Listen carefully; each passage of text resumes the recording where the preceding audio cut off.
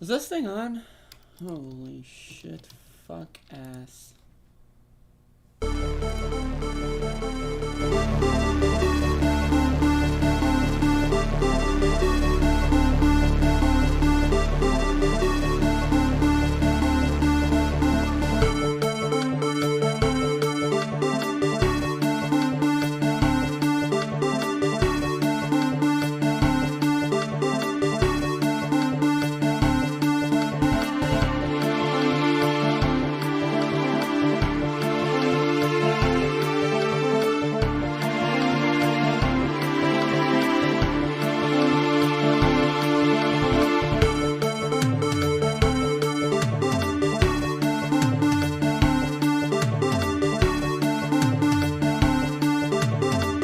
In case you don't know, and you haven't seen the latest polls, the American people hold the President of the United States in contempt. They hold this institution in contempt. They hold the Republican Party in contempt. They hold the Democratic Party in contempt. They think that maybe, given all of the crises facing this country, it's about time that there was some bold leadership here and that this institution made some hard choices. I don't know who created Pokemon Go, but I'm trying to figure out how we get them to have Pokemon go to the polls.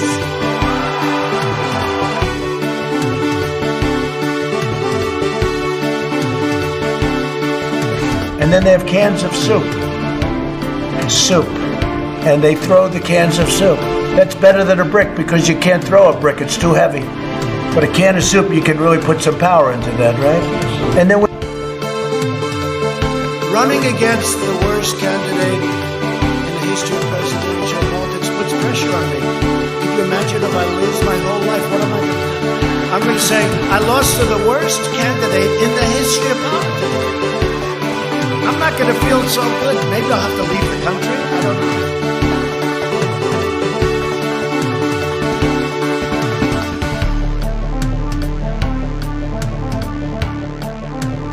Well, you have to understand, the first time I ever heard of Black Lives Matter, they were chanting pigs in a blanket, talking about police. Pigs, talking about our police. Pigs in a blanket, fry them like bacon. Blanket, fry them like bacon. Fry them like bacon. Fry them like bacon.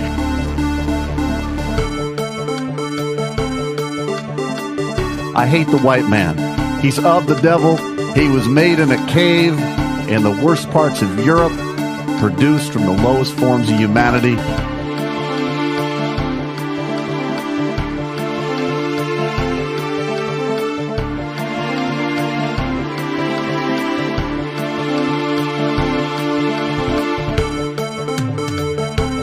Isn't it wonderful to allow protesting? No. Tweet. That was an opinion of somebody. Tweet. That was an opinion of somebody, and that was a retweet. An opinion of somebody.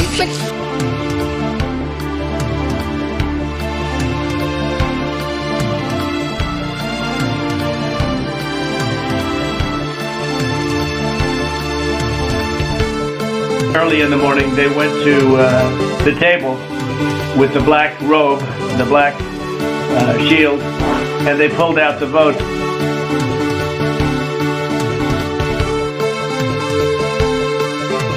Who are you worried about? I'll tell you who I'm worried about. I'm worried about the fact that our workers are seeing a decline in their standard of living. They want to see our industry be rebuilt. That's what they want to see. No more B-2 bombers, no more Star Wars. Let's make the quality products we need. Let's invest in American industry. I won't yield.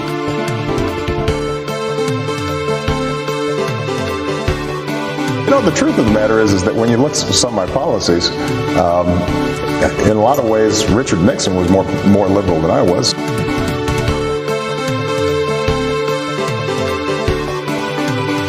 Everybody comes in your grandmother. Everybody comes in your grandmother. Everybody comes in your grandmother. Everybody comes in your grandmother, your father, your mother, your brother, your cousins.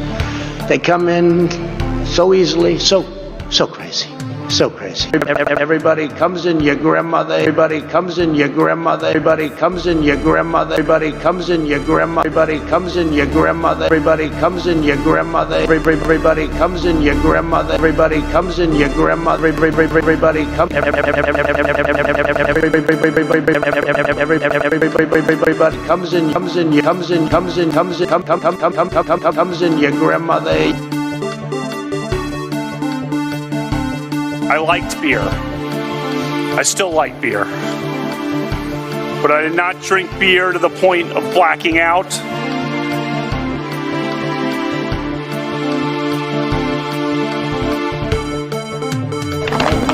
And by the way, you know, I sit on the stand and it get hot. I got hairy legs. It hot. I got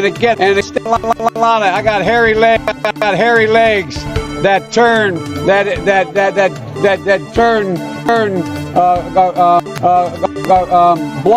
blonde in the sun. And the kids used to come up and reach in the pool.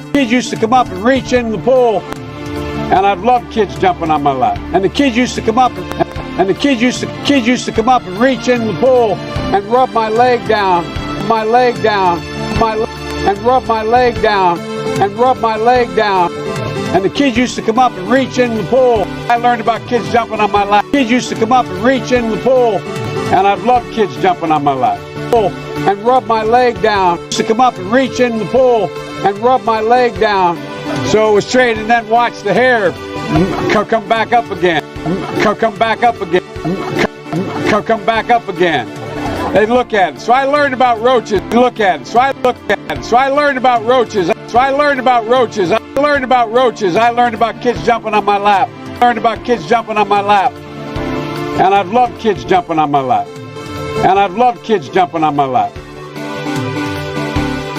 It's not that they don't want to help. They don't know quite what to do.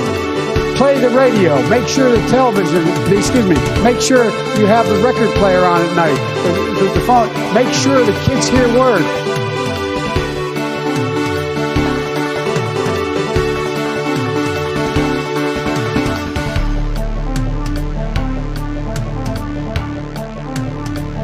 They felt pretty comfortable after day 2. Oh, you haven't. You're a lying dog-faced pony soldier.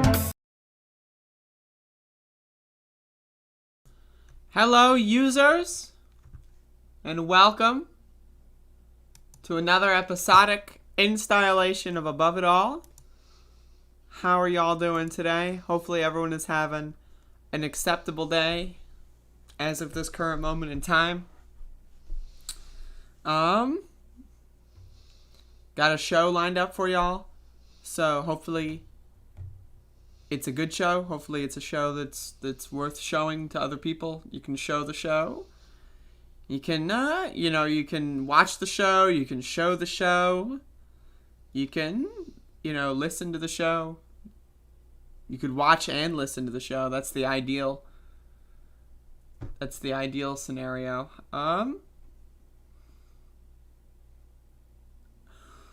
But yeah, not feeling so well.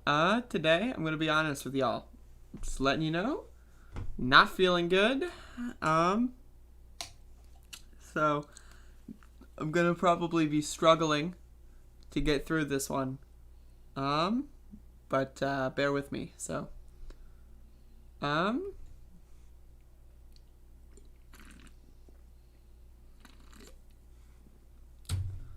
not a hangover. It's not a hangover. I can tell you that. It is not. There are no physical symptoms, unfortunately. No, I wish. I had a hangover. I just didn't sleep too well, so I'm tired. And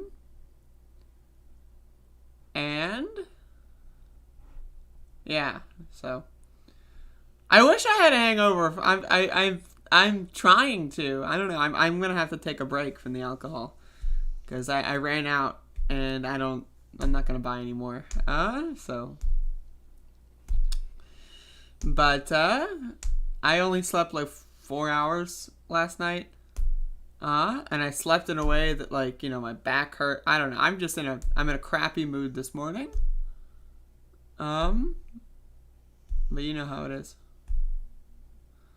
Did I like my gift? Oh, yes. Oh, yes. Absolutely. Just tired. Yeah, I know.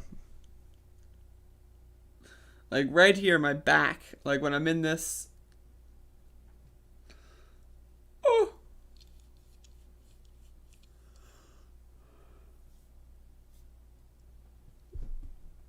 Oh! Oh!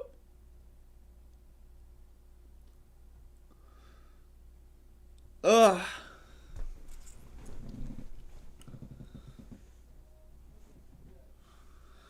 Alright, so we got a show here today, folks.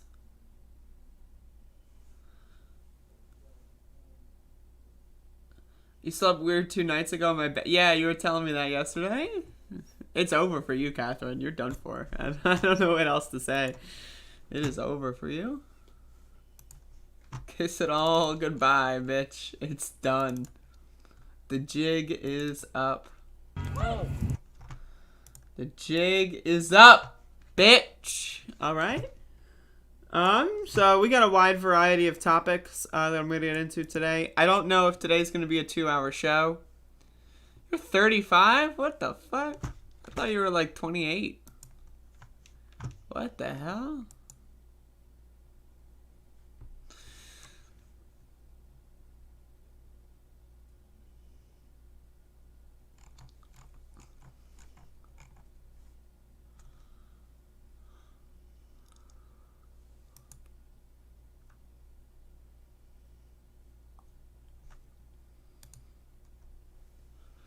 Oh, you old ass motherfuckers. Tyler's 19, keeping me alive. Thank you so much. Old ass motherfuckers. I'm old as dirt. I'm already got dang dirt. I really would prefer not to die this year. You will be old someday, not if I have anything to say. Not if I have anything to say about it. I'm living to the ripe old age of 200.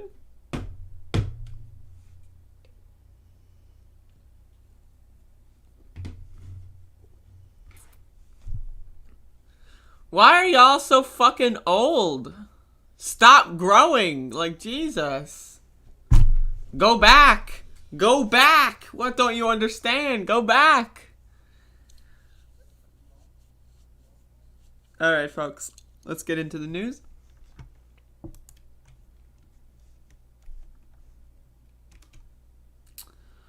So yesterday was day 170 of protests in the city of Elizabeth City and the county of Pasquotank County in North Carolina over the police assassination of Andrew Brown Jr. that took place on April 21st, 2021, an unconstitutional, illegal execution and assassination that took place in a school zone. May I remind all of you that a school is right next door to where the 7 sheriff deputies decided to play with their guns. In the act of playing with their guns, they decided, whatever, I'm going to shoot into a neighbor's house. What could possibly go wrong? Well, they guessed correctly. Nothing could go wrong because District Attorney Andrew Womble isn't going to prosecute them. I would like to remind everyone of the case of Breonna Taylor in Kentucky. There were 3 officers. 2 of them shot and killed an innocent American civilian. They're fine. They're chilling. They put their feet up on the coffee table. They're watching Netflix. They're having a great time. They probably got a raise. But the one officer missed. He failed to shoot and execute an innocent American civilian. He messed up. In fact, he shot at the wall. He missed. And that's why he got charged. He got charged for wanton endangerment because he shot through the wall into a neighboring apartment. That is not the case here with the story of Andrew Brown Jr. The sheriff deputies who decided, I'm going to try my best to assassinate an innocent American civilian. I'm just going to give it a shot. Whoops, I missed and almost killed someone completely irrelevant. Oh, I guess I'm just going to get a salary increase, paid vacation. Maybe I'll go to Disney World with my family. These motherfuckers are out of control. They're acting like children. They play with guns and then they kill people, and then they almost kill other people. They shoot in school zones, and then they think they can just get away with it. Why should we take law enforcement seriously if they cannot police themselves? It doesn't make any sense to me. You want to be responsible for arresting people? You want to be responsible for bringing people to quote-unquote justice, but you won't even police your own? Your coworkers are out there killing people, extrajudicially, unconstitutionally assassinating people, and you're just going to go out there and pretend, whatever, I don't see it. The sun was in my eyes. Sorry, I missed it. By the way, I'm going to go arrest that black kid for smoking weed on the sidewalk. This is ridiculous. The way this country operates is ludicrous. It's disgusting. It's evil, to be quite honest with you. It is pure corruption to the core in this country. The United States of America is falling apart, and the story of Andrew Brown Jr. really is very emblematic of that fact. Yesterday we did 2 marches. The kiddos here, I guess, wanted to go again, and so we gave them that opportunity to have the megaphone. It was pretty good. But either way, I mean, again, a city of 18,000 people, that's what Elizabeth City is, a city of 18,000 people. And, I mean, we've been holding daily demonstrations for 170 days. I mean, it's an impressive feat. But, again, this is emblematic of how this country operates, right? All throughout 2020, the media was like, why aren't they peaceful? Why aren't they peaceful? Why aren't they peaceful? What are they doing? Why don't they just be peaceful? Why are they breaking windows? Why don't they just be peaceful? Well, Elizabeth City showed you what happens when you're peaceful for 170 days. Guess what happens? Nothing. You get nothing, folks. When you're peaceful, you get nothing. You get your entire city council, your police, and your mayor conspiring to fraudulently declare a state of emergency, to bus in and spend $500,000 not on a homeless shelter, not on fixing potholes, not on fixing the electricity prices in Elizabeth City. Nah. We're gonna throw $500,000 down the drain and bus in riot cops so that they can beat the shit out of preachers. That's what Elizabeth City did. When you're peaceful, they will just fuck you up anyway. When they brought in riot cops, they used live weapons. They unholstered and aimed live weapons, real bullets, at protesters for a city of 18,000 people. When the riot cops were occupying Elizabeth City, when I was trying to get home one night, I had to hide in bushes. They were scanning and patrolling neighborhoods, picking people up here in Elizabeth City because of peaceful protesting. They always tell you to be peaceful. We called their bluff. We were peaceful. Then the Elizabeth City police officer, Officer Parr, decided to drive out of the way and let someone who said, quote, y'all would not be safe if the cops weren't here. Then, after saying that, the officer talked to her, Officer Parr of the Elizabeth City Police Department, and then drove out of the way and let them hit 3 people. That's how the police department treats us. The police department wielded tasers and threatened to tase old women. That's not the Pasquotank County Sheriff. That is the Elizabeth City Police Department. Roy Cooper, the governor, came here, said he would do something. He did nothing. He lied to us. He came here for press, PR opportunities, the same with his Attorney General, Joshua Stein. They came here. They promised that they would help. They did nothing. But wait, they did do something. They gave Eddie Buffalo, the police chief of Elizabeth City, who watched a car hit and run a protester. He was there, witnessed a car bash into a protester and drive off. He did nothing. He got a promotion. Roy Cooper, the governor, gave him a cabinet position. 3 weeks ago, well, I guess it was a month ago, he saw a car hit a protester and drive off. That doesn't matter to Eddie Buffalo because he's working for the government now of the state of North Carolina. This is all corruption to the core, folks. There is no one that's going to save you. No one is going to help you. We are all out here alone unless we group up together and we work together and we organize as a community. Until then, we're going to continue to get our fucking faces stomped into the mud. They're going to continue to make a mockery of us. They're going to continue to attack us. They're going to continue to kill us until we do something about it. And I can tell you that, what we're doing right now is good. It's better than nothing. But it's certainly not going to bring anything meaningful at this point in time. I don't know. Maybe I'm just depressed.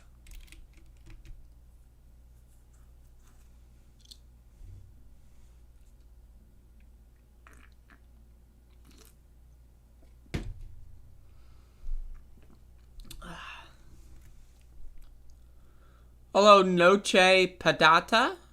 Patata? What's up?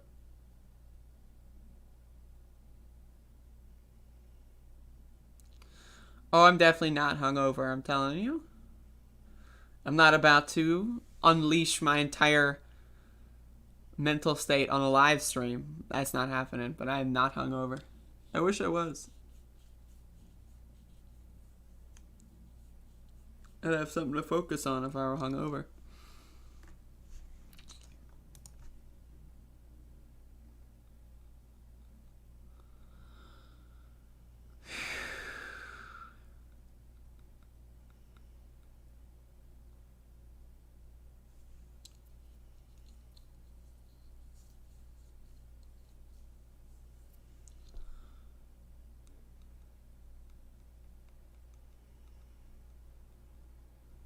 I think I drank too much coffee this morning. My chest hurts. Ugh!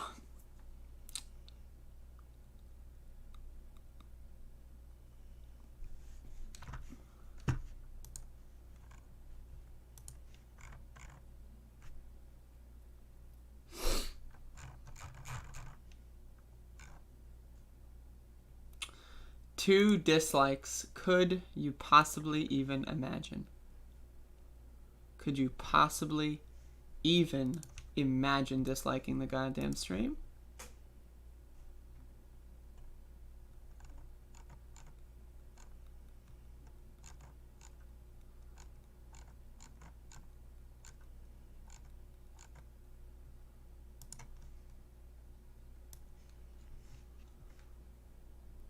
Alright, folks. It's time to cure depression. I got some good news for y'all. This has been happening a lot, all over the place. Third California city moves to decriminalize psychedelics as reform movement expands. Huge, folks. Another California city has effectively decriminalized a wide range of psychedelics, with the Arcata City Council unanimously Arsada, I don't know if it's Arcata. I don't live in California. I'm on the opposite side of the country. Unanimously approving the reform on Wednesday. The 5-0 vote means that the possession, cultivation, and distribution of entheogenic substances like psilocybin and ayahuasca will be among the city's lowest law enforcement priorities. The measure further calls on the Humboldt County District Attorney to consider the spirit and intent of the resolution when evaluating whether to prosecute persons involved in the use of entheogenic plants and fungi. It explicitly states that the commercial sale and manufacturing of psychedelics, as well as driving under the influence, will remain prohibited. Danielle, one hell of a name, lead organizer of Decriminalize Nature Humboldt, told Marijuana Moment that this reform represents a pivotal point in history by reclaiming our sovereign right to explore our consciousness and choose the path of healing that we see best fit for ourselves. With decriminalization, Arcata residents will be able to ingest, gift, gather, grow, and share entheogens without fear of arrest, she said. By destigmatizing entheogens, the community will have more openness to conversing about the healing potential of psychoactive plants and fungi. So, folks, we're all moving to the Arcata of California. So you can read the rest of this later on. But some pretty good stuff, folks. I mean, I feel like I'm covering one of these stories once a week now, which is great for me. So there you go. yeah, no, like legitimately an amazing moment in history, and I don't know what else to say.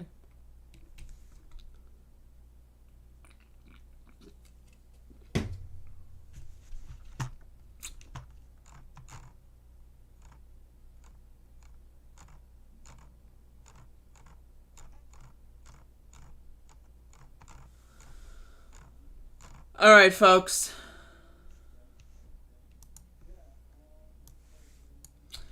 I'm gonna utilize the bathroom real quick. So I will be right back.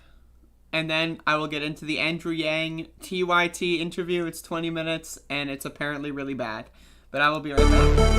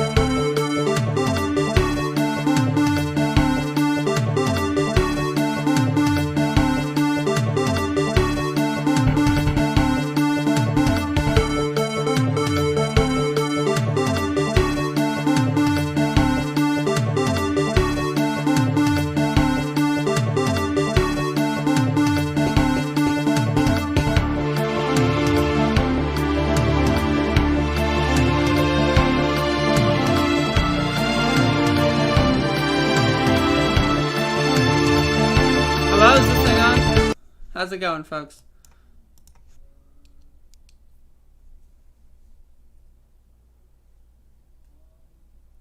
Is this thing on?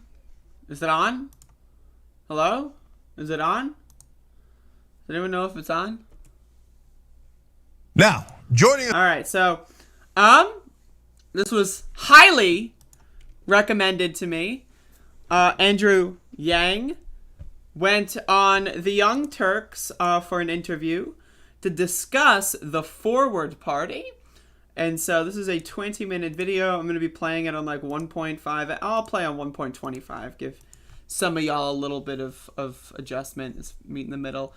But I am told that this interview is really funny. I'm really interested in what Andrew Yang has to say about the Forward Party. I'm very interested in seeing a little bit of the Tucker Carlson interview, but I haven't looked for it yet. But either way, let's rip in to the details, folks. Andrew Yang, he's not going left. He's not going right. He's going forward. Let's watch. So on the future of our democracy, Andrew Yang.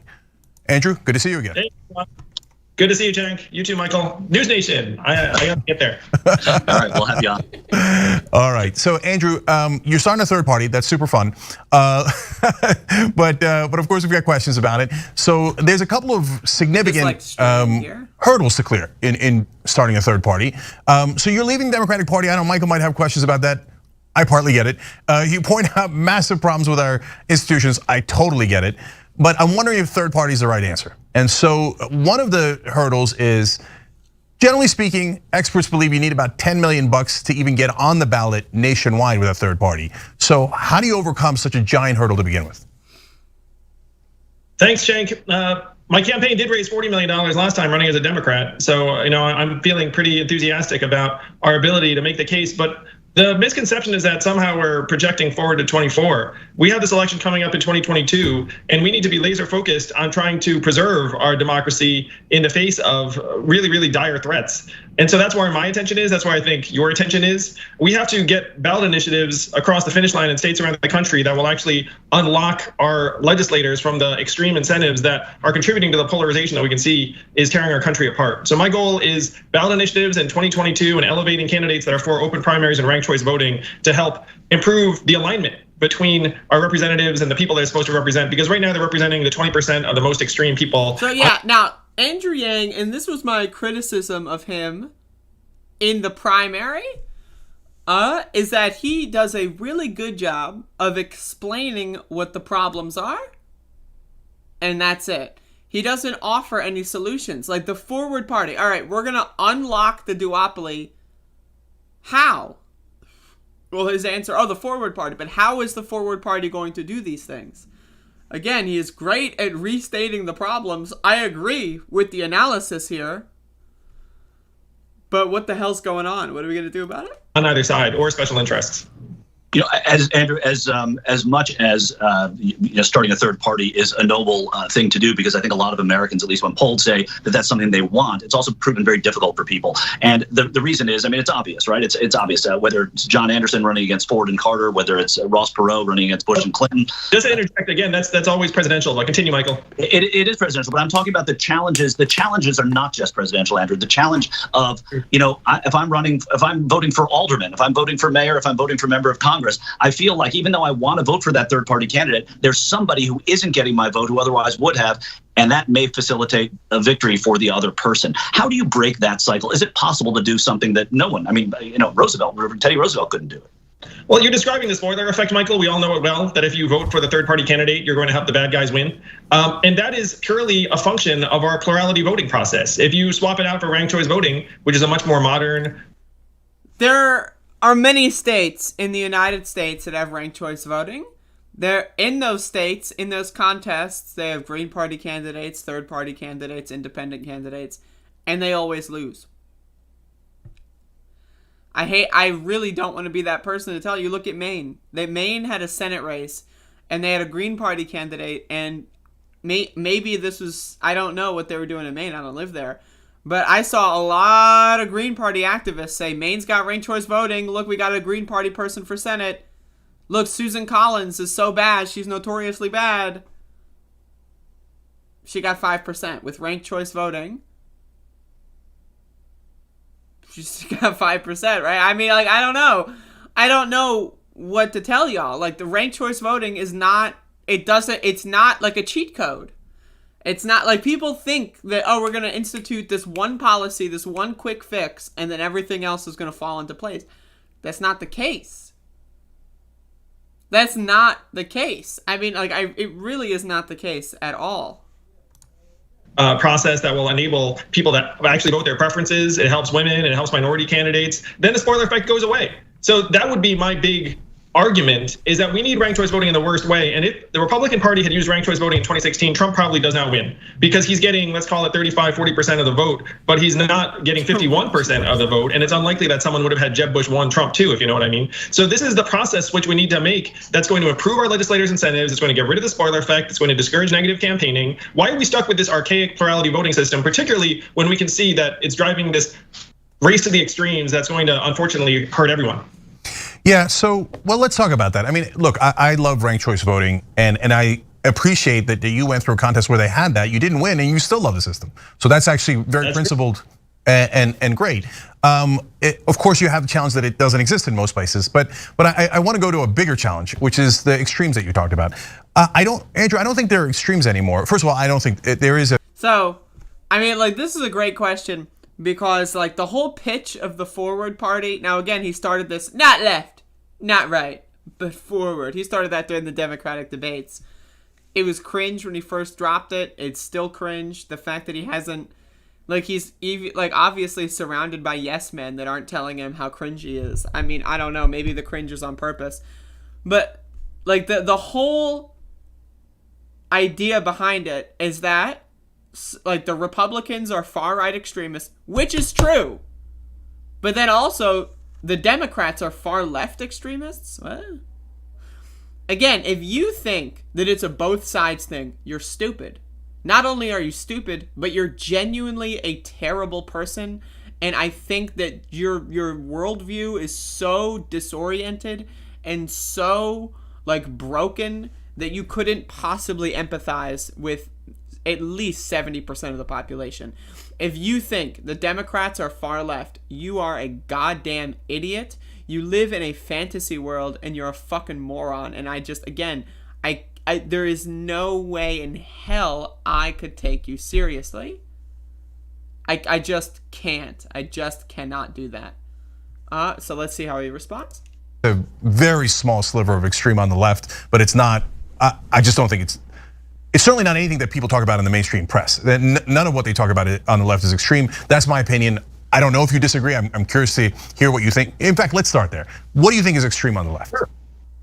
Oh, so what's going on the left is a different type of distortion, which is that you have certain special interests that know that all of the Democratic legislators have to go through a Democratic primary. So it's not the general public. It's this 10 to 20% who are the most engaged, yes, but also the people. Okay, so the extremists on the left are special interests.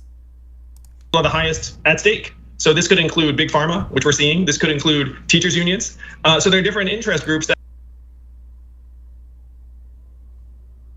Folks, hold the motherfucking phone. Big Pharma is a left-wing extremist special interest group. In the same league with teachers unions. That's right, folks. Teachers unions and Big Pharma are the extremist radical left?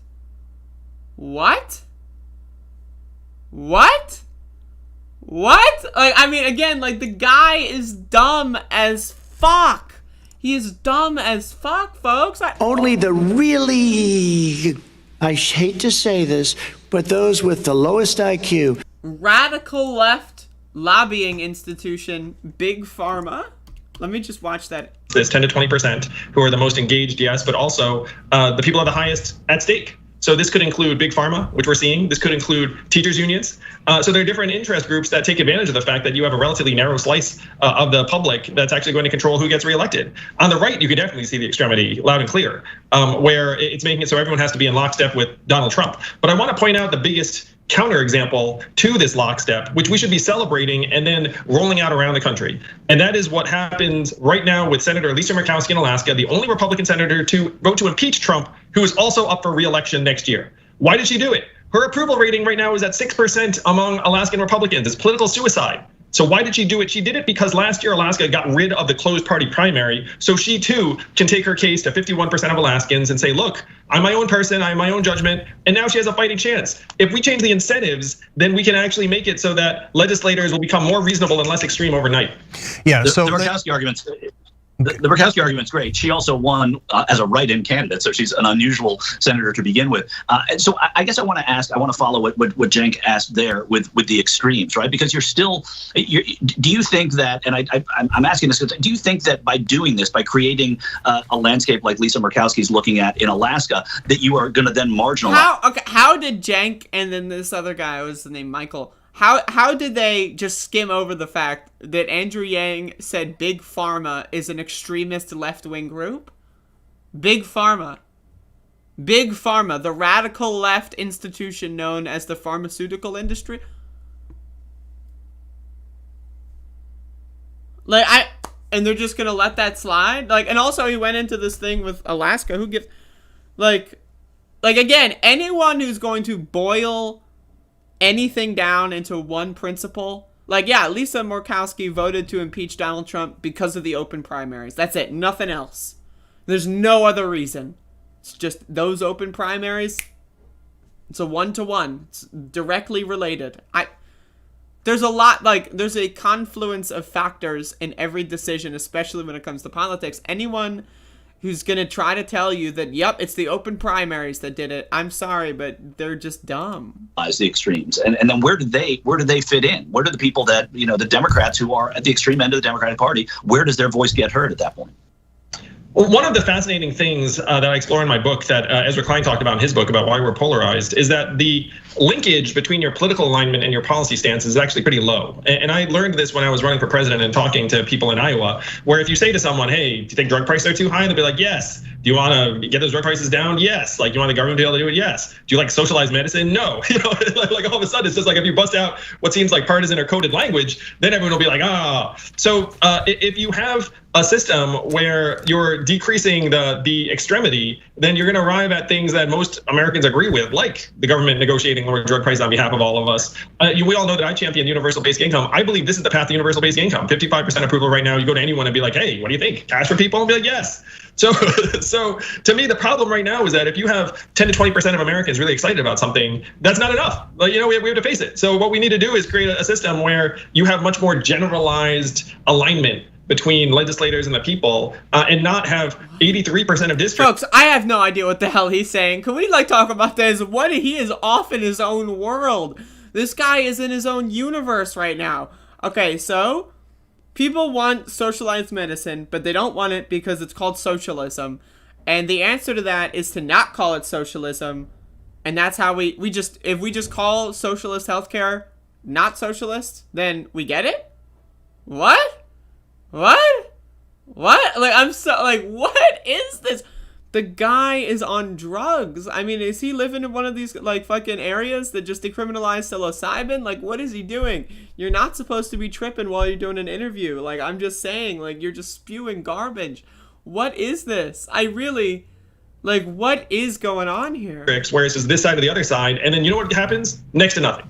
Yeah. So, Andrew, first, let me just say about your comment about the extreme on the left. Let's just be clear. The examples you gave of the unions giving money to Democratic politicians and big drug companies giving money to Democratic politicians is not an extreme on the left. It's an extreme in the Democratic Party. That's the corporate wing of the Democratic Party. Even if they're taking money from... Thank you, Cenk, for actually pointing that out. I was wondering, were they just going to... Yeah, Big Pharma, notable, radical, extremist institution known as the pharmaceutical industry, right? I love this comment at the bottom. Joe Manchin looks like a bird. I mean, unions, it's still money in politics, and it's still corruption. Oh no, I agree with you, Cenk. What I'm describing though is that if you have a relatively narrow corridor of the electorate that you're going through, then it's easier for a special interest to go in and be like, hey, let's get these people locked up than if you had to deal with the majority. Then it's harder. Yeah, I understand. I didn't want the audience to get confused about that because the left hates money in politics, the actual left. So now, but let's stay on that point of the cultural divide and the extremes, because there is a massive cultural divide in this country, Andrew. So when you talk about economic issues, it's easy to get massive agreement without the talking points. Once you put in the talking points of the Tucker Carlsons, et cetera, then you're gonna get disagreement. And it's based on just, honestly, propaganda, et cetera. Okay, but that's the easier part. The harder part is the social issues. So how in the world are you gonna get people to vote for a party when the two sides of America, it's real. We don't agree with each other. One side says, hey, we don't want gay people to have the same rights as straight people. We don't mind cops beating up black people, and we think Black Lives Matter is offensive, right? And the other side says, I don't want to work with these monsters. I'm never going to vote for someone who can't make up their mind about those issues, and 1,000 other things, and the nonsense talk of critical race theory, et cetera. So how in the world do you bring us together on social issues? Now this is a good question, because this is exactly what my big problem was with his forward party announcement PowerPoint presentation, right? Is that he's comparing right-wing extremists to left-wing extremists as if that the right, literally, they want to kill black people, they want to kill transgender people, they want to kill gay people, they want to institute fucking caste systems, they're all in favor of authoritarianism, they love spitting on homeless people. And then the left, the radical opposition to that is actually, we think all human beings are good. We think that trans people are cool. Black people deserve not to be killed by police. That's not, it's not the radical left is we want to kill all Republicans, which, let's be honest, given the fact that Republicans believe what they believe, I mean, hey, I wouldn't necessarily be immediate to disregard that position. But that's not a mainstream radical leftist position. The most mainstream and furthest to the left position is hey, by the way, racism, transphobia, bigotry, that's not cool. That's the mainstream radical left. That's the radical left as represented by the most amount of people. And the radical right wing are trying to overthrow the United States government to install a dictator who wants to kill black people with police violence. A dictator who wants to lock transgender people in intensive care, against their will because they're being abused or whatever, wants to provide medical experimentation on trans people. Someone who wants to make gay people second-class citizens. The fact that anyone would ever compare those things, it requires a level of psychopathy. Like, you just have to not care. You have to look at trans people being assassinated and killed and assaulted and legislated out of existence, and you're gonna go, I don't care at all. You have to look at gay people being murdered. Look at gay people, getting spit on, being like, the rights being violated, being kicked out of restaurants, kicked out of buildings, right? Kicked out of housing. That's a huge thing. And you just have to look at that and you go, I don't care at all. You have to look at black people disproportionately being shot by police over and over and over again in this country. You have to look and see that and go, don't care. In order to make this grand, bizarre comparison that you can't go left, you can't go right, you gotta go forward. What does that mean? Do we only have to kill half the black people? Is that our compromise? Should we only kill half the gay people? Should we only allow people to transition halfway? What is the compromise with these radical freak Looney Tunes that just want to kill minorities? What is the compromise? There is no compromise. We saw that in the 1930s and 40s. Which I view to be a much larger challenge. Well, to take gay rights, which I think was your first example, I mean, that there's actually relatively high consensus among Americans that gays should have equal rights, and that there's a relatively marginal group that right now is being elevated because of the fact that we have this duopoly that leads to the most extreme voices getting, frankly, disproportionate attention. I mean, right now you have political incentives that reward the extremes, then media incentives, to your point, reward the extremes. What? There's a relatively marginal group that right now is being elevated. Much larger challenge. Well, to take gay rights, which I think was your first example, I mean, that there's actually relatively high consensus among Americans that gays should have equal rights, and that there's a relatively marginal group that right now is being elevated because of the fact that we have this duopoly that leads to the most extreme voices getting, frankly, disproportionate attention. I mean, again, I live in a Republican hellhole.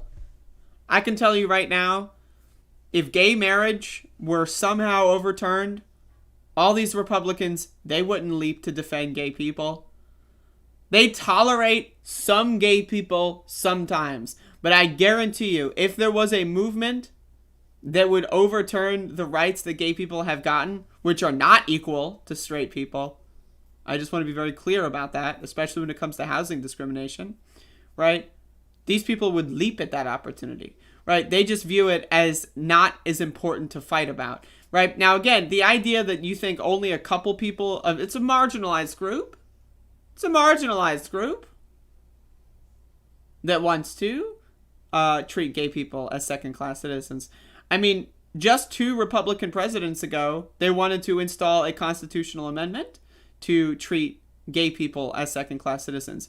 The last Democratic president got elected on the campaign message that gay people should not be allowed to marry. Barack Obama won his 2008 election on the message that gay people are second-class citizens. So the idea that this is some solved debate, so it's water under the bridge, we're never going to talk about it again, is the same thing that people thought about racism in the 1970s. Oh, the Civil Rights Act passed, so racism's gone. No more racism. Didn't you hear about Martin Luther King? Yeah, I mean, I know he got killed, but didn't you hear he got the civil rights? The black people can go to the restaurant now. They can eat at the diner. Racism's over. It's that same mentality of thinking things are over when they're not. Look at the Civil War. All these people got left in the South, right? And they're like, all right, well, we just tried to literally kill each other over the right to have people as property. We lost. I guess it's over. I guess slavery is over. There's no such thing as slavery anymore. The conversation's done. Again, without any reckoning, without any reconciliation, right? These things it's not water under the bridge. I mean, it's just not. It's just not, folks. I really need y'all to understand, right? If Trump were installed as king, I guarantee you gay marriage would not last a second. I mean, right now you have political incentives that reward the extremes, and media incentives, to your point, reward the extremes, and then social media pours gasoline on the whole thing. So if you have that as a dynamic, then it seems... I do agree with media incentivizing extremism. That I do agree with, but it's always extremism on the right. That's all they do. The media only cares about promoting right-wing extremism. They never promote left-wing extremism. Never. Ever, ever, ever, ever. Because left-wing extremism doesn't exist. There is no real left-wing extremism. It's just opposition to right-wing extremism. But either way, completely intractable. But if you sit someone down and say, look, like what can we agree on? It's much more likely that we're going to be able to arrive at consensus around even some very, very divisive social issues. And I'll use firearms as an example. You have like very extreme points of view. Obviously, I've talked to Americans of every background on this. And what I try and focus on is like, look, the number one victims of gun violence are gun owners by suicide. You know, like that's number one. So can we agree on that is a problem and then try and focus on that? Like that, there are elements that will enable us at least to make some degree of progress. But you know what's never going to result in progress is imagining that if we stay in our silos, that we're somehow going to overpower the other side. That, by the way, is just getting more strident. Let's talk about that gun example a little bit, because if you speak to whether it be someone from the Brady Center, whether it be Fred Guttenberg, whether it be Senator Chris Murphy, and you talk to them, we just want we want to find some common ground on one gun issue because that will be reasonable progress, incremental. It's not everything we want. And of course, they haven't been able to do it. They had a massacre in a preschool, and they weren't able to do it. Every day we wake up to it. I think it's noble. I think it's a great idea. I think hearing you talk about that and highlighting the suicides by gun owners being the number one cause of death among of gun deaths is great. But there's also a challenge, and that's reality. And whether or not. And that's the thing is, like, again, Andrew Yang is doing a good job talking about a lot of issues. But what the hell does the Forward Party have to do with gun laws? The Forward Party is going to be the secret cheat code. You're going to like open up the console and put like SV_cheats1, and then like it's going to load up the Forward Party. I'm just, what? Yes, you've clearly stated a problem. People kill themselves with guns. What does the Forward Party have to do with that? What is that even? I'm not a naysayer on this. I applaud what you're doing, but I do think also, yes, I know that there's a stupid motherfucker in the chat. I'm going to put them in timeout because they're dumb. Anyone, and I mean anyone, that thinks it's human nature to want to kill transgender people that do nothing to you or around you, anyone who thinks that's human nature, I don't know, like, look back 6,000, 7,000, 10,000, 20,000 years ago, and you'll see human nature. In the dawn of civilization, trans people existed. They were actually celebrated. In a lot of indigenous cultures, trans people were viewed as like spiritual people that could like, you know, cross like the fucking spiritual realms between the living and the dead, right? Like trans and gay people were worshipped in a lot of indigenous societies, right? Now, a lot of them did not as well. But the idea that you think that that's natural, that there's anything intrinsically like nature is like leaning in one direction over the other, that's just ridiculous. Like they literally built sculptures in countries like, you know, like Greece, for example. They built sculptures celebrating transgender people, right? There were stories written celebrating gay and transgender people, right? So the idea that you think it's like it's all taught. There are some cultures and societies that are extremely oppressive, absolutely, but it's not the default. That is not the default, and to claim it is makes you a stupid person. And so I'm just, in case anyone was misunderstanding that, this guy's a dumb motherfucker. The fact that they're polarized, and I wouldn't even say polarized, the fact that the duopoly is the only way that power is able to be wielded these days, and it creates a stalemate, doesn't that make that a little more difficult than it ought to be for what you're doing? And that is exactly what we need to change, Michael. So for those of you who are watching are concerned about our democracy, you should be concerned. I'm deeply concerned. And if you look around the world, UK, how many parties does it have? 5. Sweden, 8. Germany, 10. Netherlands, 18.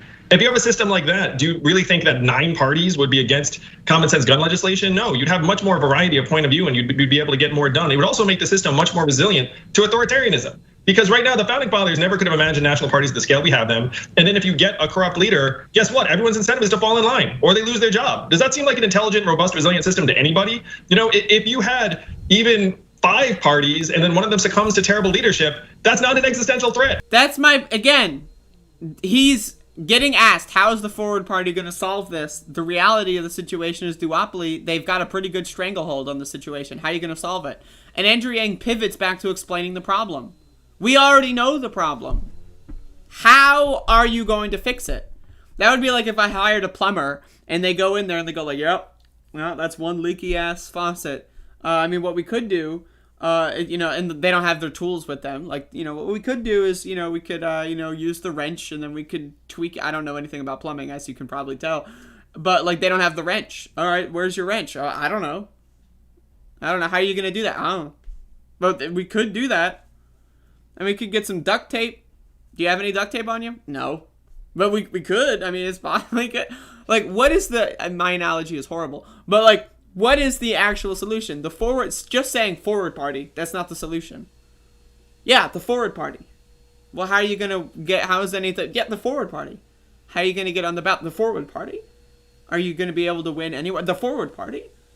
Well, how are you going to go against the forward party? That doesn't...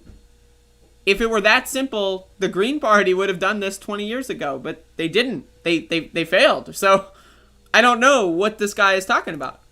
No, that's where we should be racing as quickly as possible to make our system actually stand the test of time.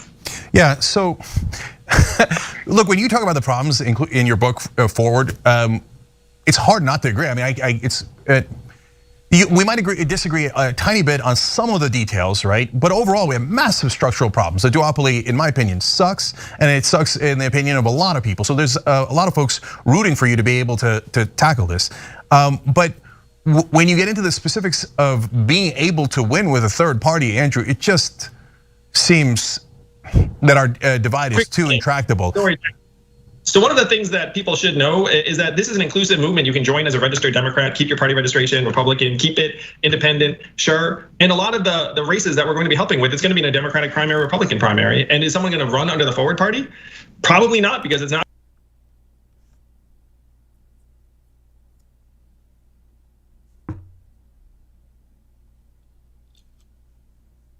What? What? Okay, so we're gonna have the Forward Party, and the goal of the Forward Party is to not be in the Forward Party. What? What? So what's the party? Not going to be super helpful to them from day one. That's one reason why task number one is to get to open primaries and ranked choice voting, so you can actually get different points of view, not just Forward Party, but again, movement towards this robust system that we all can see is what we've been missing. So, when you talk about third party win, I mean, there are obviously massive structural impediments, but there's nothing stopping an independent popular movement from supporting a Democratic primary candidate who's for open primaries and ranked choice voting, a Republican primary candidate who's for open primaries and ranked choice voting, ballot initiatives that can unlock our legislators from these extreme motivations, the way that Senator Murkowski's been unlocked. Let's unlock legislators. I mean, there are all sorts of, and we can do that in 24 states via ballot initiative. Yeah. Doesn't that sound like a much intelligent, productive approach than banging our heads against the wall against this dysfunctional duopoly that is clearly broken? No, but Andrew, look, there's two different issues, social and economic. Now I'm going to jump back to economic for a second, because when you say, hey, there's 18 parties in the Netherlands, and there's no way that 9 of them would believe X, Y, Z. No, I don't think that's the issue. So I actually disagree with parts of the solution. I think what you're saying about ballot measures, third ranked choice voting, et cetera, I think that's smart. I think working within Republican and Democratic parties, within primaries is smart, so I appreciate you saying that. But no, if Netherlands allowed legalized bribery like we do, 16 out of 18 of those parties would be for high drug prices, low taxes on the rich, endless wars, you name it, they would all get corrupted. We have, the real problem in this country isn't that, the Democratic Party and the Republican Party have gone awry. The real problem is that they've both gone awry because they both get bribed. So if you form a third party, by the way, as you're doing here with Forward Party, and I'm curious to ask you, so I'll do it right here, are you gonna allow corporate PAC donations? Because if you do, your party will instantly get taken over by bribery as well. You're pointing out the core problem, which is right now our government is overrun by moneyed interests. The Forward Party, right now, we're just passing the hat to grassroots donors and individuals. We don't have any design on taking corporate PAC money. If we ever did, we would be totally transparent about it. But I'm going to suggest that, people are going to give to the Forward Party just want things to get better and change. What the heck? What are you? Okay, so it's a third party. All right, but you're not going to run candidates. Okay, great. That's good. You will accept corporate money, but you'll at least tell us about it. What is this guy? What is he doing? I mean, seriously, what is this? It really sounds like this is just like a giant marketing, this is like a viral marketing campaign for his book. Like, where's the Forward Party going to be in a year from now? What? I'm just like, I'm baffled. Nothing. Like, what kind of corporate PAC would be like, you know what we're going to do? Like, the Forward Party is going to, like we're the lowercase d democracy popular movement. Certainly, again, I'm practical. We're going to need resources to get our work done, and hopefully we can get it done, get those resources from human beings. But I think what Cenk's also asking though is like going forward, if I may, is that when you do get to the point, obviously you're starting out now. When you do get to the point that there are candidates who are running under the emblem of the Forward Party, are you going to make that a tenet of the party to not take corporate PAC money during an election? Has that been talked about? One thing we will have as a tenet is total transparency around who's backing a campaign, and I think that's what people should expect. Okay, Andrew, I want to ask you a little bit about, let me just, one thing, going forward again, like starting it up, fantastic, exciting. I was talking to a Yang supporter in Cedar Rapids, Iowa, who, after hearing you speak, and I asked, I was doing a story on it, and I asked that supporter, I said, what excites you about it? And he said, this person said to me, the newness. He said, though, he feels like it's a great first date, and he loves being on the first date, but he doesn't think it's going to go anywhere. What would you tell that Yang supporter about the Forward Party, that this is the first date? That is so good. I talked to someone who supported you a year ago, and they said that they thought you were cool, but you're going to crash and burn. Now that you're crashing and burning 2 failed campaigns later, what do you have to say to that person? It's so good. Of the Forward Party, you have the book out. You got this momentum now, but where does it go? Where is it? If it's not going to make a huge splash next year, probably, but it may make a little one. How does it endure? If we get some ballot initiatives across the finish line next year, I am going to be great. No, absolutely, I understand that. But what about? I want to know about 5, 6, I would say to that person is that Andrew Yang is a happily married man, which is that I go on the first date, and then you know what I do? I call you, and then we go on a second date, and then a third date, and then eventually, I meet your family, and then I get down on one knee and put a ring on it. I'm a high commitment fellow. That's what I wasn't talking about Evelyn. I was really talking about. No, it's the same thing, which is like, look. If you look up, like, do I think that the Forward Party is going to be everything that I want it to be, in 12 months? Like, of course not. 24 months? Probably not. Like, we're going to grind. Like, I'm a builder, I'm a grinder. Like, I've run organizations for years and years. What is that's the thing, is like, this, like, the Forward Party is just a viral marketing campaign. So they're not going to run candidates. They're not going to ban corporate donations. Got to buy his book. He's the leader. It's just a grift. It's a viral marketing campaign for people to buy his stupid book. This could be the greatest, most important thing I ever do. And if it's what I spend decades on, then great. Like, so that's what the happily married thing is about. Is like, I've been with my wife now for, 15 years. I think I'll be with the Forward Party for an extended period of time to help it reach its potential, because we all know the country needs something just like this. And then I'm going to take it the next level. Why not just join the Green Party? Why not join the Libertarian Party? Why not join the People's Party? Why not join the PSL?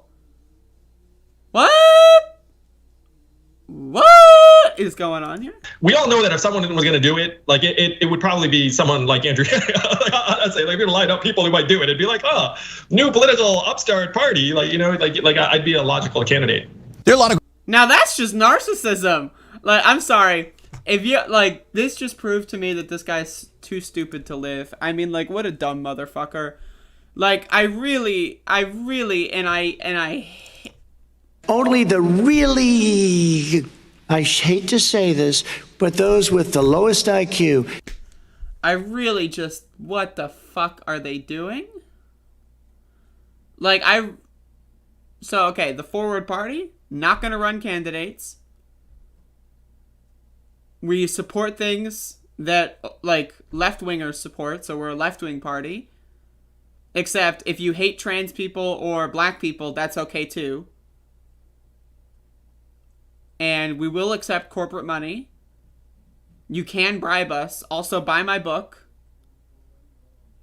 And I'm married. Like, that's the Forward Party. Like, by the way, Big Pharma is a radical left extremist group. I'm so confused by this. Like, it's so... It's baffling. There is no information gained out of this at all. This is just like, I'm in a world of confusion. I mean, like, I gotta watch more of this guy's Cringe tour. This is a Cringe tour, folks. Ben Burgess, step aside. This is one hell of a cringe tour Andrew Yang is going on. But I mean, if he can get some ballot initiatives to get ranked choice voting in one other state, that's good. But I would, why not just do like, why call it the Forward Party? Why not just do the ranked choice voting like organization? And why not just like do one, like that's your main thing? You want ranked choice voting? We're going to do that. And then like, and move on to the next. Why call it the Forward Party? Why, like, I just like, what? It doesn't, I don't, why even? Why and also what? What and why? I'm so confused. I'm so confused. But at the end of the day, only the really, I hate to say this, but those with the lowest IQ. God damn, folks. What a world. Anyway, that's Andrew Yang. So, all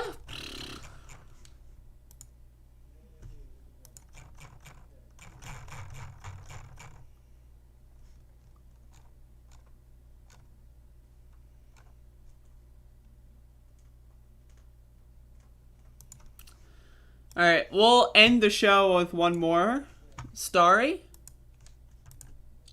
Yeah, give me your Bitcoin. Absolutely.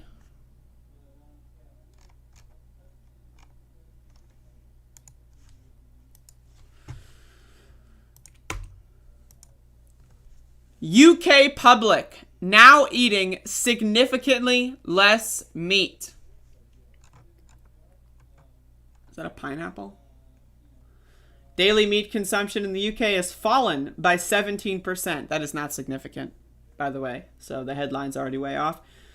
In the last decade, a study has shown that reduction, though, is not happening quickly enough to meet a key national target, according to scientists.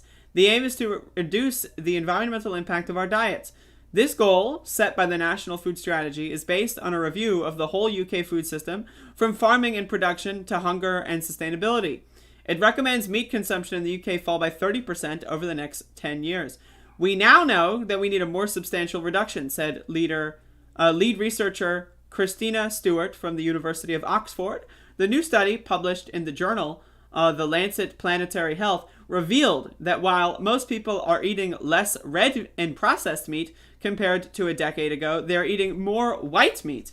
High consumption of red and processed meat can lead to increased risk of health problems, including the cardiovascular disease, type 2 diabetes, and even certain cancers. Meat production also has high environmental impact, producing more planet-warming greenhouse gas emissions than other types of agricultures and food productions. Folks, stop eating meat. If you have an IQ above 4, not 40, not 14, not 400, if you have an IQ above 4, you're a vegetarian or a vegan. I'm sorry, like, the meat eaters are in the 1 to 3 range.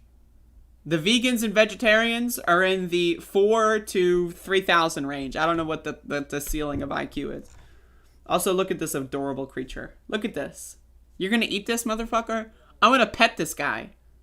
I wanna play fetch with this motherfucker. You're out here saying, let me eat your ears. What are you, that one, like, boxer guy who eats ears? I don't... What the hell's the matter with you? The Oxford-based research team used data from the National Diet and Nutrition Survey, a detailed survey of the dietary habits of more than 15,000 people across the country. Real on, someone phoned into MR saying that vegan isn't the most environmentally friendly diet. They're stupid, and I have no interest at all in what they're saying because they're dumb. So I'm just throwing that out there. If you're saying beans are killing the planet more than cows and methane gas emissions, then you're stupid. Just factor it. Like, factually, you're a dumb motherfucker. Yes, there are a lot of vegan companies, right? Companies that make vegan products that do it poorly. Yes, absolutely. 1,000%. Without a doubt. But to say that overall veganism is worse for the planet than eating meat, I'm sorry, it's just stupid. It's just stupid. Like, it requires, again, IQ 1, 2, or 3 points. It's just, and that one's probably looking at 1 point.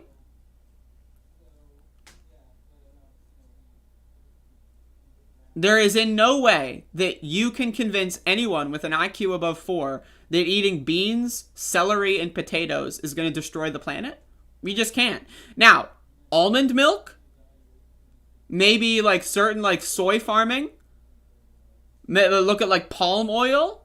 Absolutely. Those are all vegan products, and they are usually done horribly when it comes to the environment. But that's because of the corporations.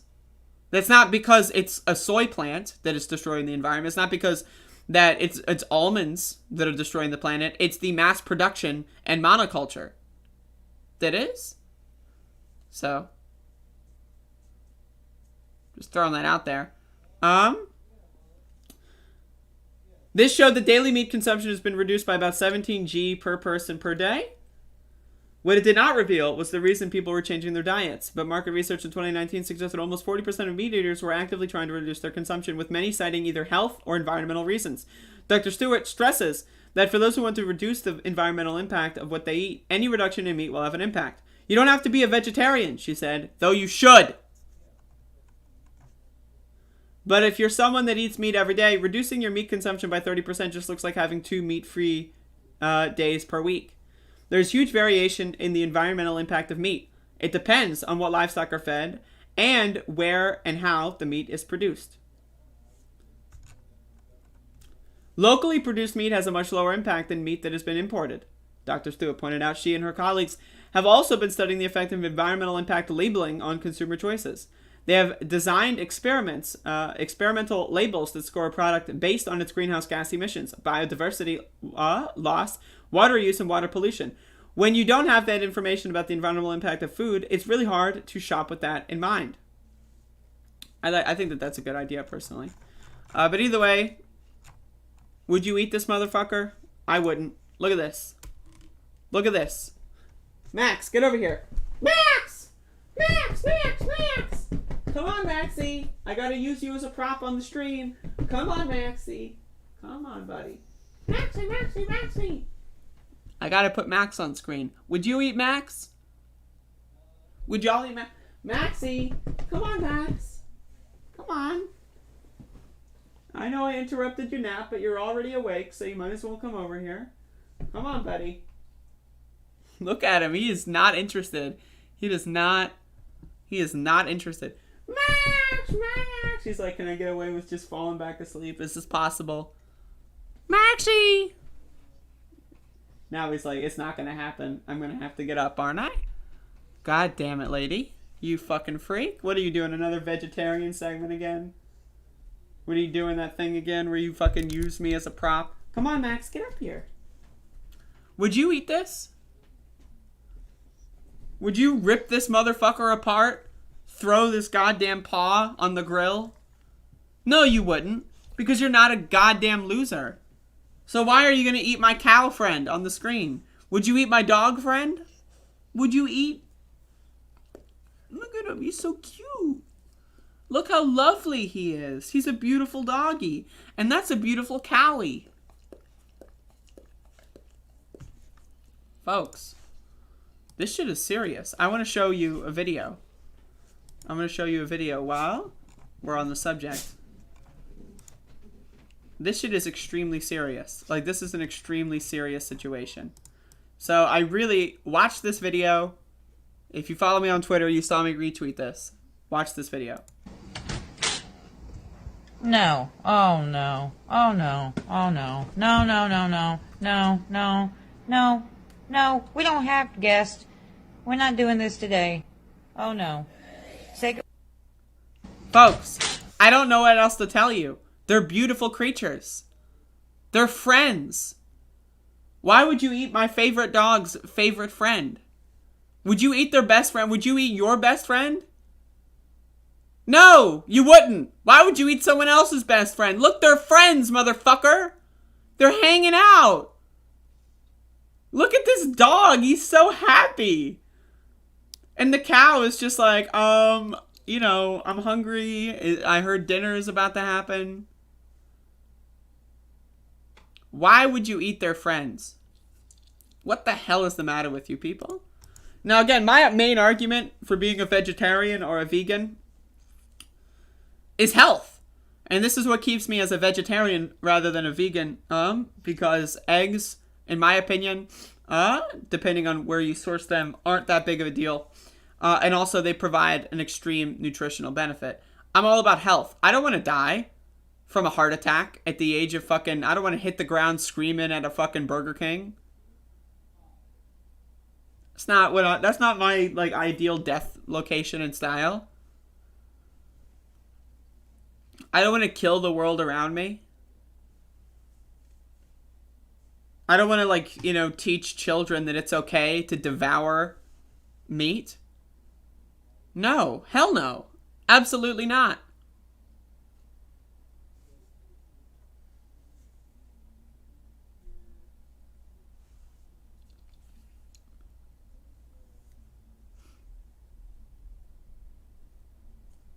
But either way, folks, meat's bad for you.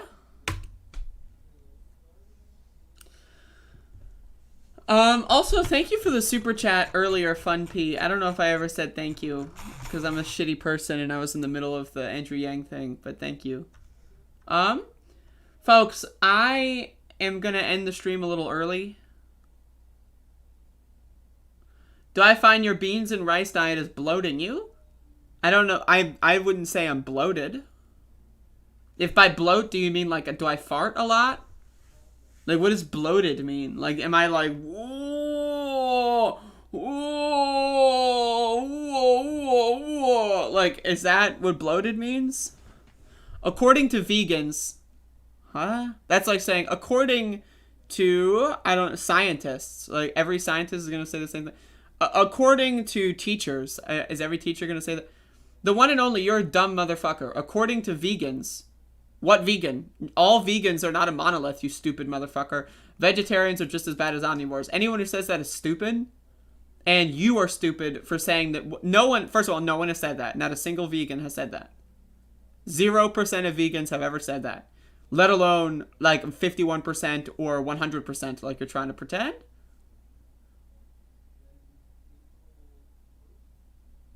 No, they don't. You're dumb. You're stupid. No, they don't. You could give names? Okay, you can name every single vegan in the world? Name every single vegan. Go. Give me the name of every single vegan. Joey, Carr, Strong, Hench, Herbivore. Those are 5 names. Give me more? You told me all vegans say the same thing, so give me the name of every single vegan? No, I'm not going to spare you, you stupid motherfucker. You came into the chat room earlier saying stupid shit. Now you're saying more stupid shit. You're dumb. You're stupid. You're a dumb fuck motherfucker. And I'm sick of how stupid you are. All vegans are the same and they all say stupid things. It's not true. Yes, there are vegans that are dumb. Yes, there are, like, Democrats that are dumb. Yes, there are left-wingers that are dumb. Yes, there are Republicans that are dumb. Yes, like, there are groups of people, there are scientists that are dumb, there are nurses that are dumb, there are doctors that become the housing and urban development secretaries, also known as a dumb motherfucker. Yes, there's a lot of people that are in certain fields and are certain things and are stupid. That's correct.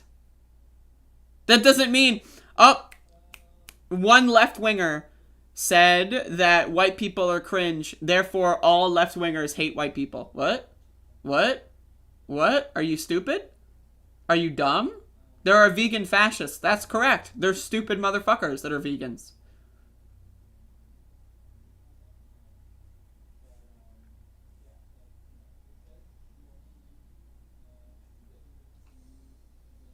You're a dumb motherfucker. Like, I don't know what else to tell you.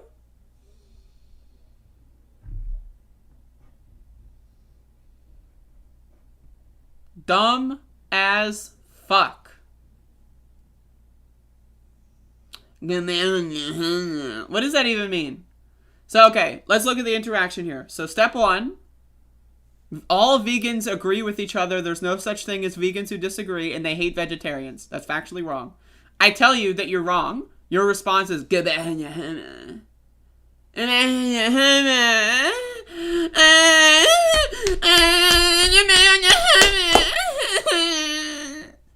What does that even mean?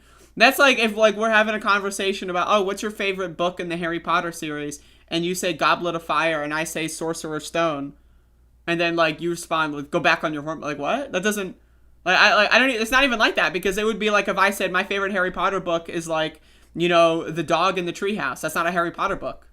So that my favorite Harry Potter book is one that doesn't exist. And you're like, prove I'm right. There's a vegan in the chat right now and they disagree with you. You said all vegans hate all vegetarians. That's what you said? There's a vegan in the chat right now. They disagree. Therefore, your premise is wrong. You're stupid. What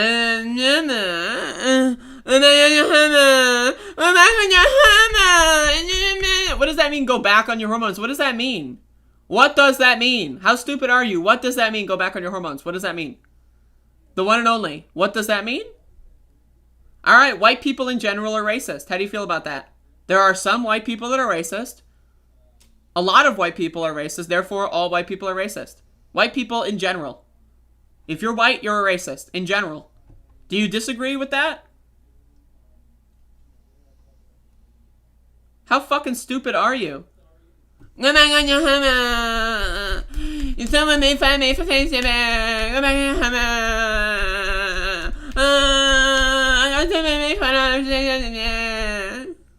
Like, how dumb are you? If you're black, you are racist.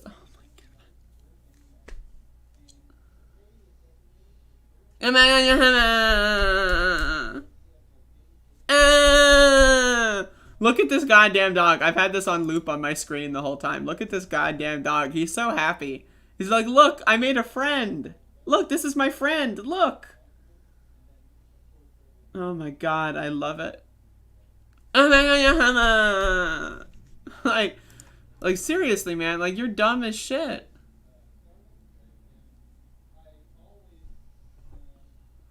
Dumb as shit, man. like, and that's the thing, is like, whenever these people lose an argument, it always goes back into bigotry. Like, their whole role, like, the goal of this motherfucker in the chat the whole day has been, not all Republicans are racist, bigot, Nazis. And then as soon as their arguments get destroyed, go back on your hammer.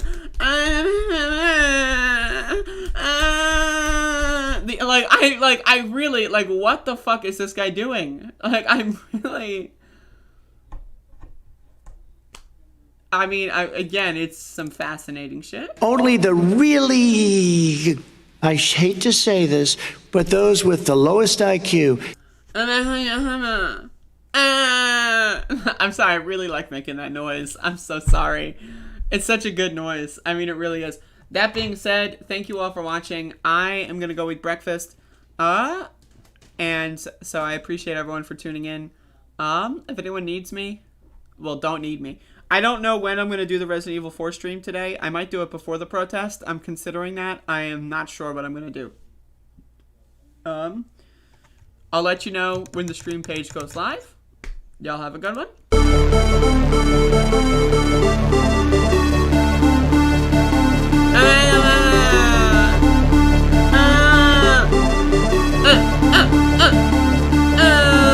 Only the really, I hate to say this, but those with the lowest IQ. Only the really, I hate to say this, but those with the lowest IQ.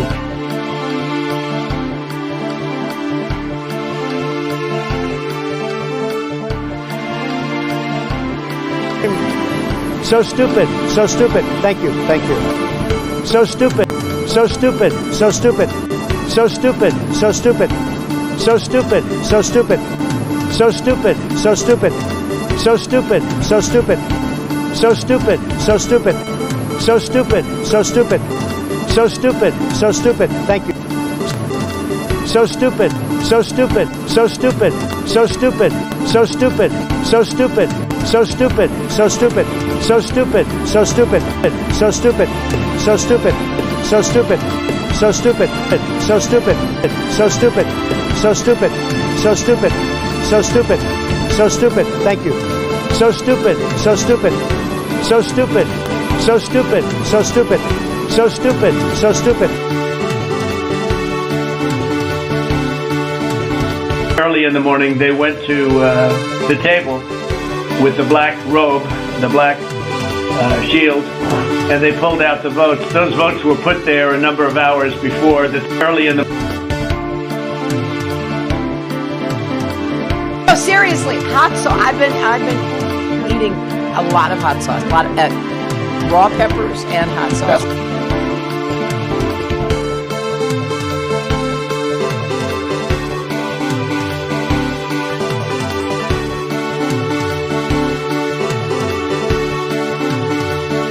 They had a very bad original concept.